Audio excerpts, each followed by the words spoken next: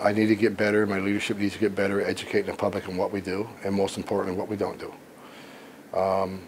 There's a lot of misinformation out there. I read the press clips every morning, and my public affairs officer hears from me every morning. This story's inaccurate. This story's inaccurate. Fix this. Fix that. I got to take part of the blame for that. Maybe I need to be out there more talking. I'm a busy person. I'm only one person, so I'm counting on my senior leadership to get out there and tell people what we do and what we don't do, so the communities know exactly what ICE is about.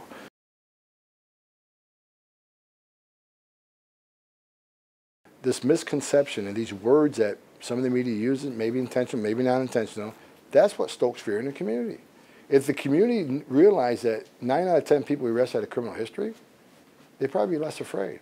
If the community knows that they can go to the hospital, we're not going to arrest them there. They can go to church, we're not going to arrest them there. They can send their kids to school, we're not going to arrest the kids. There's less fear in the community. So the fear of the community is based on the misconception of what ICE does. That's where I get frustrated with what I read in the paper. And what I read in the paper that ICE and myself are racists and Nazis.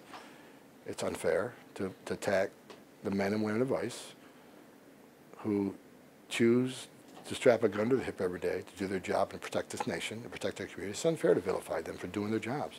If you don't like what they do, tell your senator, tell your congressman, tell them to change the law. We're simply enforcing laws enacted by Congress and can't apologize for doing it. So don't vilify the men. No one asks the DEA not to do their job or FBI not to do their job. It's unfair to ask, ICE not to do their job. So that's the story I'd like to see get out there. And as far as being racist and Nazis, actually ICE arrests thousands of human rights violators and removes them from this country that are wanted in other countries for serious human rights violations, war crimes. We have arrested and removed Nazi criminals. So it's quite the opposite of what some of these groups want to say about us. So that's what frustrates me in the media, and that's the story I'm trying to, let's get the facts out there and talk facts.